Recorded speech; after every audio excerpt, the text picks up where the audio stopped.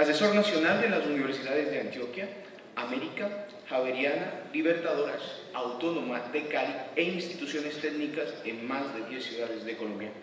Cuenta con una amplia producción intelectual en temas como competencias, pedagogía, didáctica, investigación, currículo y lenguaje, entre otros. Damos la bienvenida al doctor Miguel Ángel Maldonado García con la conferencia El profesor como diseñador y gestor del currículo.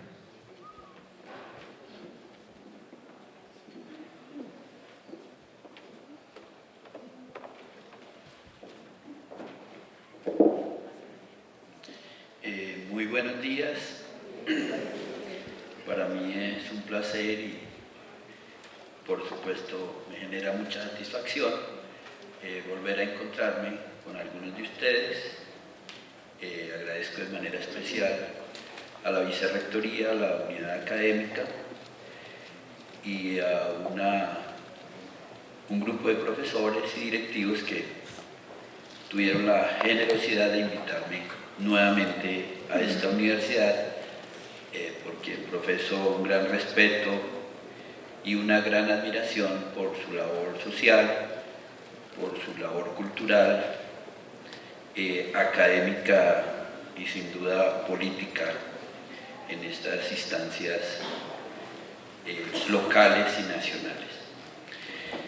Pues bien, sin más preámbulos, quiero destacar que lo que vamos a escuchar, vamos a compartir en la mañana de hoy, es de alguna manera continuidad o continuación de un proceso que hemos iniciado ya en 2 o 3 ocasiones. Luego el marco general con que quiero plantear la charla parte de algunos criterios generales que, insisto, algunos ya han compartido conmigo y pues seguramente va a tener algunos aspectos particulares sobre los que quiero poner énfasis.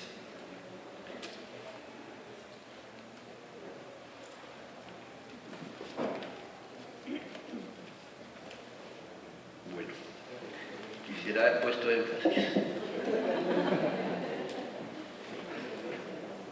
No sé si sea...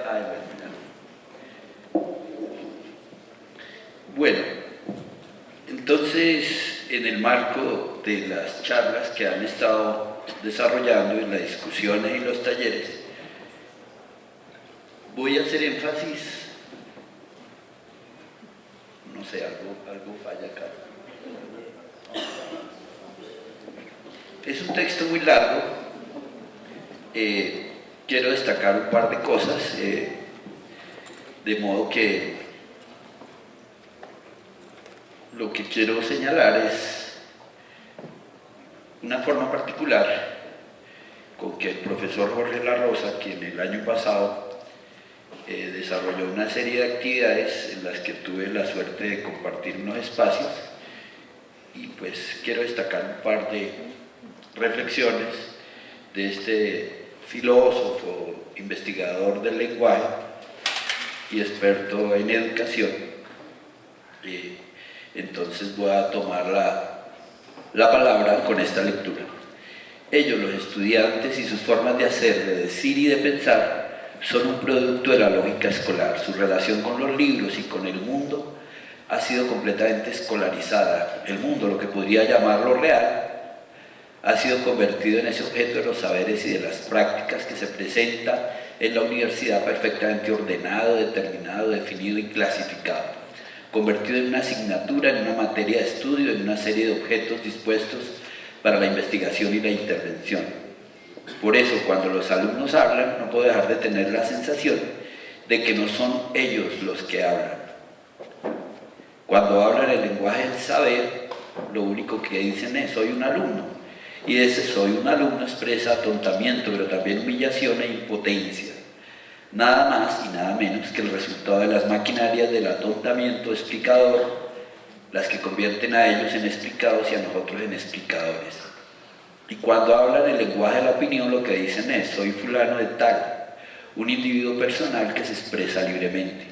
Y lo que siento ahí es que el así llamado individuo personal es personalidad expresiva, no es otra cosa que el producto de otras maquinarias de atontamiento, no las de la explicación, sino las de la opinión, las que fabrican la opinión pública, las que nos fabrican a ellos y a nosotros como opinadores.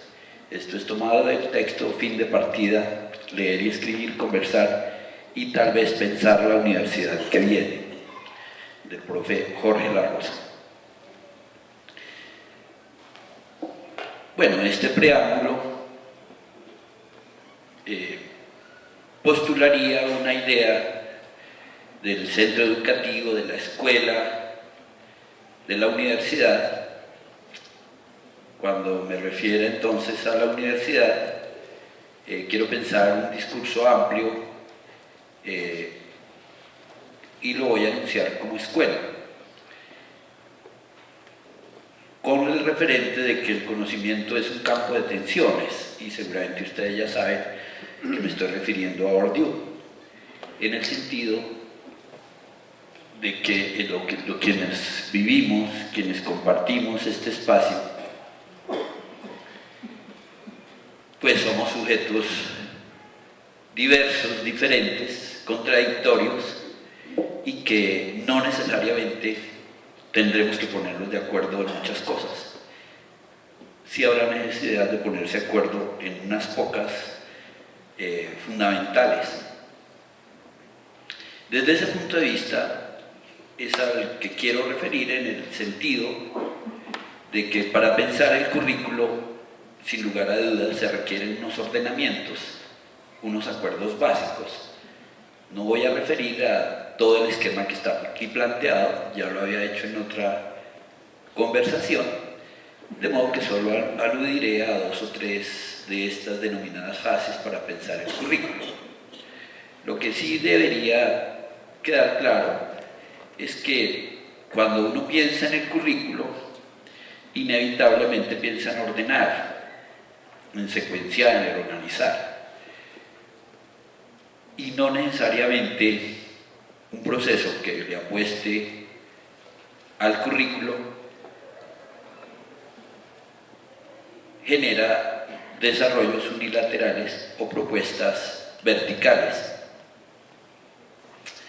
En ese sentido pensaría que es importante tener en cuenta que cuando se sugiere, cuando se piensa, cuando se establece currículo, es indispensable partir de un reconocimiento de lo que ocurre por fuera del aula, lo extramural, lo que a veces no vemos cuando estamos frente a un grupo de estudiantes, cuando estamos en la clase, cuando estamos en un libro, cuando estamos con los estudiantes.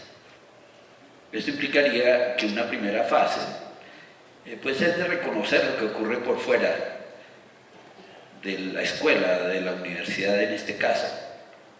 Y eso pasaría por una serie de etapas que están allí marcadas y que están reguladas, en el caso particular de Colombia, pues por unos lineamientos, por unas exigencias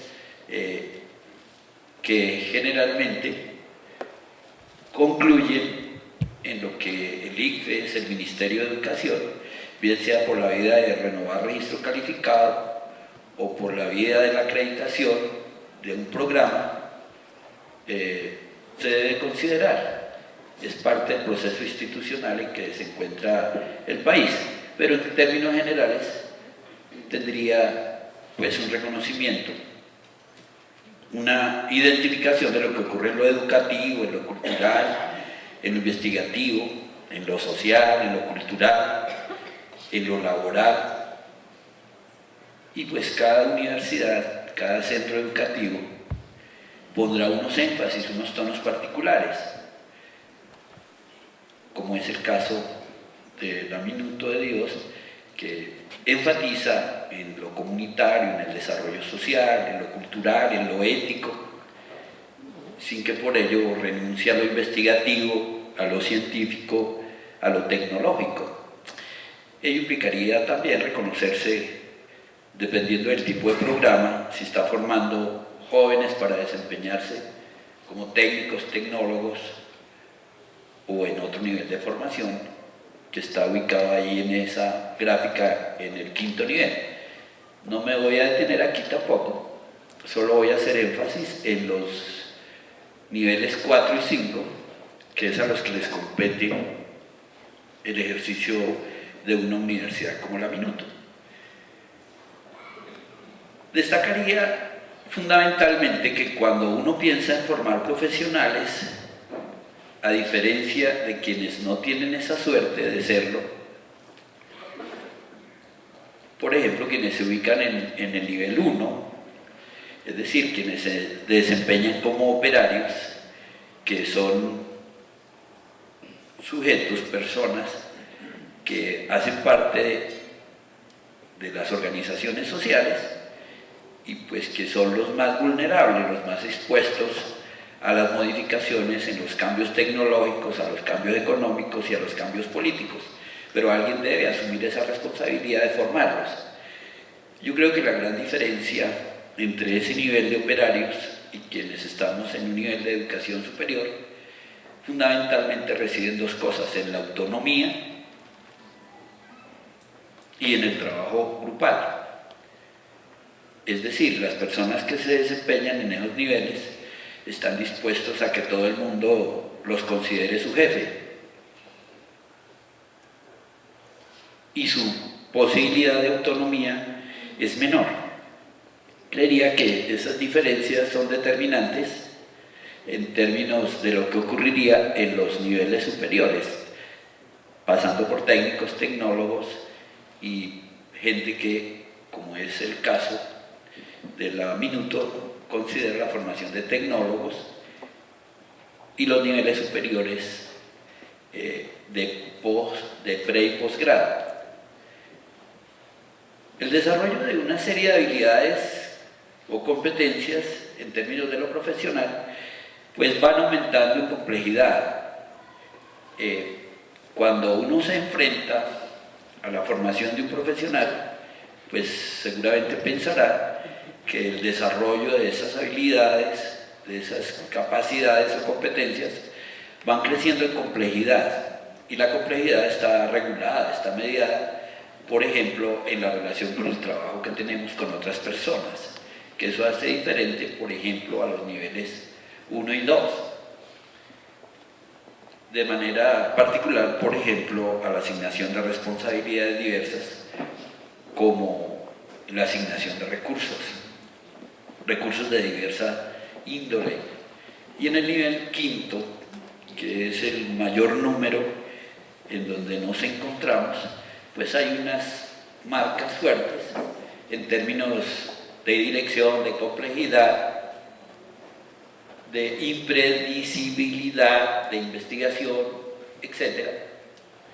Y me voy a referir en esta conversación, en esta charla, especialmente a la perspectiva investigativa, que faculta y que hace que nuestras universidades, de manera fuerte, piensen cómo desarrollar un pensamiento ligado a la investigación,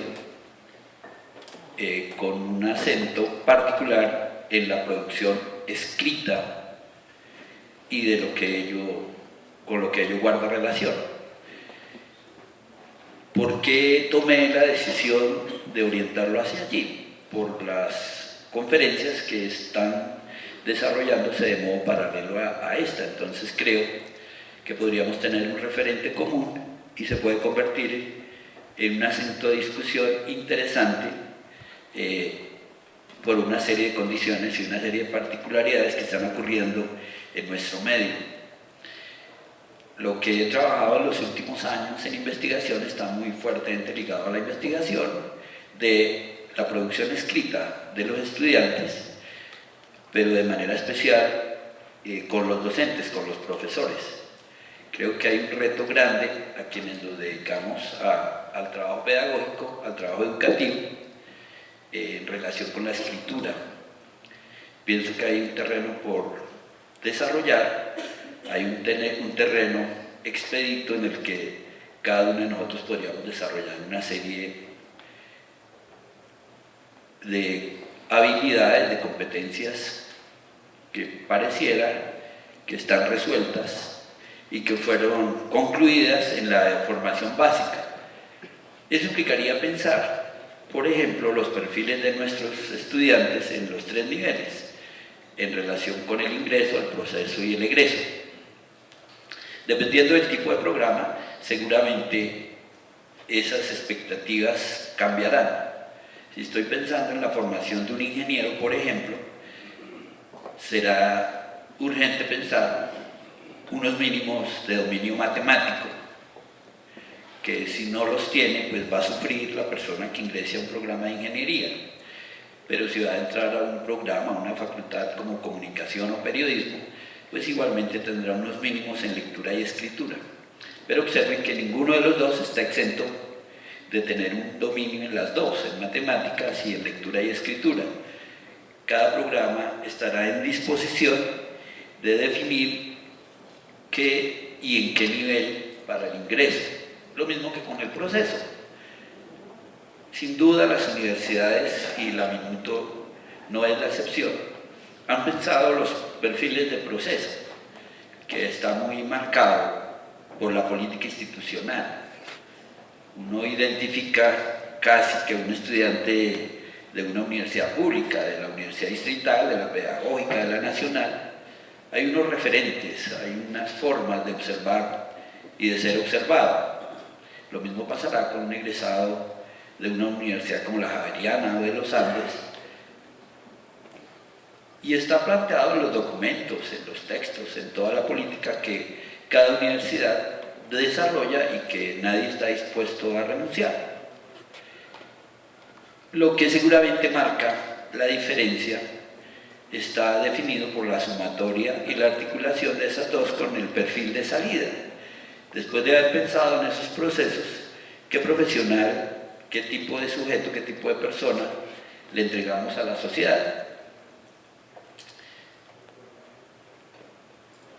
Una segunda fase está muy marcada por un componente en que una universidad como la Minuto tiene unos desarrollos fuertes.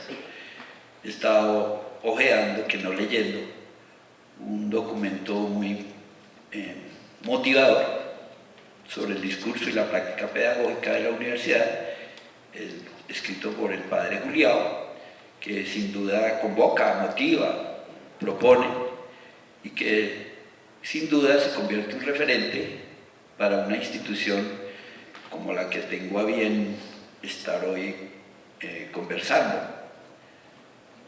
No siempre las universidades, las instituciones, la escuela cuenta con esos desarrollos, con esas sistematizaciones. Luego, ese referente es un aporte definitivo para los asuntos vitales de la discusión de lo pedagógico. Sin embargo, creería que es importante pensar en los propósitos pedagógicos, con unas definiciones, con unas precisiones, que sin duda lo que estoy poniendo acá no es mío, es de un señor alemán, Gerhard Buhn, que plantea una serie de propósitos en relación con la pedagogía, que sin duda tampoco son novedosos, solo que los agrupa pensando en dominios, en competencias. El primero, que ustedes seguramente ya conocen, que no es nuevo tampoco, es el desarrollo de la persona. Una universidad, la Universidad Colombiana, recibe jóvenes, demasiado jóvenes. A la educación superior ingresan niños y niñas en proceso de formación que la universidad básica aún no ha generado lo que la sociedad esperaría generar de ellos. De modo que no se podría pensar que este asunto determinante se resuelva en la educación básica y que a la universidad no le compete pensarlo. Luego, algunos aspectos como por ejemplo la autonomía, la responsabilidad, la participación, son ineludibles, están a la orden del día. Un segundo propósito relacionado con lo pedagógico, que también ustedes conocen, y que es recurrente en las directrices del Ministerio de Educación, de la Secretaría de Educación, en fin, es el desarrollo de lo cognitivo, lo motriz, lo participativo, y que es recurrente también en la mayoría de documentos que uno encuentra, y que sería muy difícil dejarlos por fuera cuando uno piensa en el desarrollo de competencias. Quizás la diferencia esté en este propósito, el tercero, relacionado con esas 4 condiciones: la competencia profesional, la metodológica investigativa, la social y la cooperativa, que sin duda se enuncian de diversas maneras, pero que deberían ponerse de manera más enfática. No me voy a referir a las 4 en la charla. La idea fuerza seguramente va a estar puesta en la competencia investigativa, que está mediada por la flexibilidad. Uno podría resumir, quizás de manera muy simple, digamos, lo paradigmático en términos de lo pedagógico. Uno podría pensar que las instituciones, la escuela, resumen su trabajo en general, o podrían sistematizar sus ideas de lo que hace el enfoque o modelo o paradigma pedagógico en esos 3: el conductual, el psicocognitivo, el cultural, y seguramente ninguno de ellos se desarrolla al margen del otro. El proyecto, la propuesta constructivista, dejó de lado, por ejemplo, el conductismo. El constructivismo, especialmente desarrollado después de los años 80 del siglo pasado, puso en la picota el conductismo. O sea, para hablar de constructivismo, utilizando una ley simple de contradicción, ocultaba el conductismo, una suerte de ejercicio de ser o no ser. Y es complicado, porque necesariamente hay procesos de enseñanza-aprendizaje que están muy mediados por la conducta, por la reiteración o las repeticiones. Piensen, por ejemplo, en la formación de un médico, en donde inevitablemente cuando se enfrenta a una sala de cirugías, pues debe desarrollar una serie de prácticas que de no desarrollarlas, de no ejecutarlas, expone a un paciente a adquirir contagiarse. Sería inevitable, por ejemplo, todas las prácticas de asepsia para todo el equipo que entre a una sala de cirugía. Lo mismo pasará con la formación de un ingeniero, de un técnico, de un tecnólogo. Hay una serie de prácticas inevitables que solo se adquieren con la reiteración o la repetición. Por ejemplo, el hecho de aprender a conducir un carro, un vehículo. Seguramente habrá algunas actividades que son muy mediadas por lo creativo, pero me atrevo a asegurar que más del 40 o 50% de las actividades desarrolladas con el aprendizaje de conducir un vehículo están muy mediadas por prácticas de la conducta. Por supuesto, cuando uno se enfrenta en la carretera o en las vías de la ciudad con un vehículo, pues tendrá que desarrollar otra serie de actividades determinantes en la toma de decisiones que no se aprenden en las 60 horas que le ofrecen los cursos de conducción de cualquier escuela de estas que nosotros conocemos. Una tercera fase que está relacionada con la estructuración curricular. La definición de los perfiles convoca la asignación y la definición de competencias. En esta tercera etapa, pues, ya uno piensa en cómo las adopta, cómo las adapta, cómo las organiza, cómo las arma. Y pues allí hay una serie de posibilidades, de rutas, de estrategias, mediadas por unas definiciones que cada institución debe establecer. Por ejemplo, en esas 4 definiciones de diversos tipos de competencias, hay una propuesta, una orientación que emerge especialmente de lo que plantea el Ministerio de Educación y que en general, si uno consulta las diversas agendas de la UNESCO y otros organismos internacionales, pues puede haber algunas diferencias, pero en general confluyen en lo mismo. Por ejemplo, no se puede pensar que una universidad deje por fuera las llamadas materias, asignaturas, programas electivos. Y no hay fuerza absoluta que defina cuáles son las electivas. Sin embargo, es muy difícil pensar que un programa no tenga desarrollo de actividades ligadas a lo electivo. Habrá otras que uno reconoce y define de una manera distinta, pero que también aparecen de modo inevitable. Me refiero, por ejemplo, a lo investigativo. Es muy difícil salir de la idea de formar a un joven por fuera de la habilidad, de la capacidad investigativa, incluidos los tecnólogos. A veces se considera que la formación de un tecnólogo no comprende ni recupera la concepción investigativa. Quizás no sea una investigación de laboratorio, quizás no sea investigación para la transformación, pero seguramente sí para la innovación de algunas estrategias relacionadas con la tecnología que tanta falta hacen en nuestro país y sobre las que Colombia tiene una experticia fuerte, solo que se quedan en el terreno de lo empírico y a veces la universidad no reconoce lo que ocurre en el taller de carpintería de un barrio en donde hay 50 carpinteros que resuelven una serie de problemáticas ligadas a la cotidianidad, pero que la universidad les da la espalda.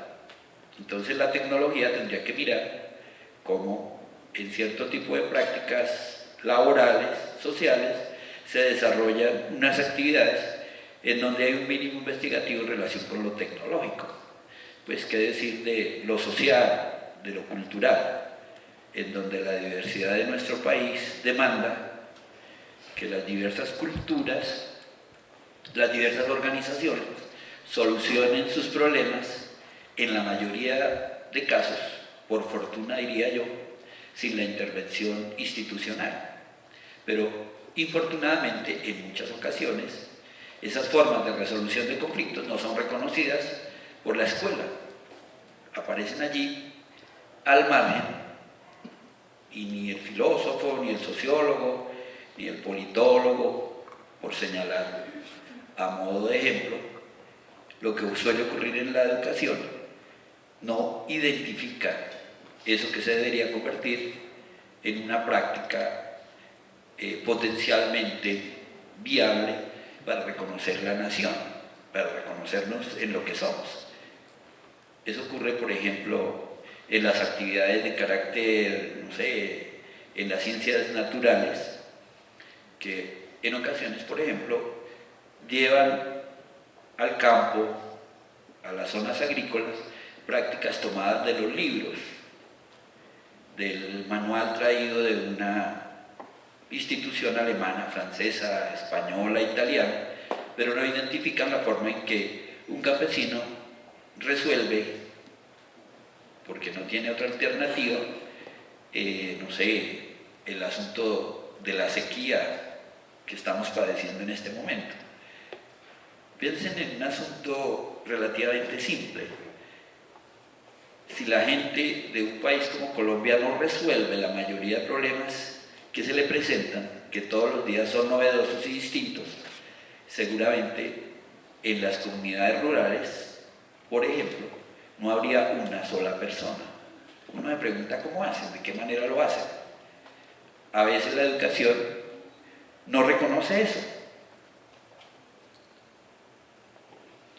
Bueno, tampoco me voy a hacer referencia a eso, pero creo yo que es importante que lo observen allí como una posibilidad de cómo se ordena, cómo se reconoce, cómo se pone en un lugar, porque así lo demanda el proceso de acreditación, el proceso de registro calificado, en donde uno tiene que organizar una malla curricular, unos elementos mínimos con unos porcentajes y demás, y pues eso tiene formas diversas de organizar. Cada institución lo hará, seguramente que con la participación de los docentes, de los investigadores, pero ojalá también con la participación de personas que no estén en la lógica regular de la educación, o sea, otras voces, otras miradas. Una fase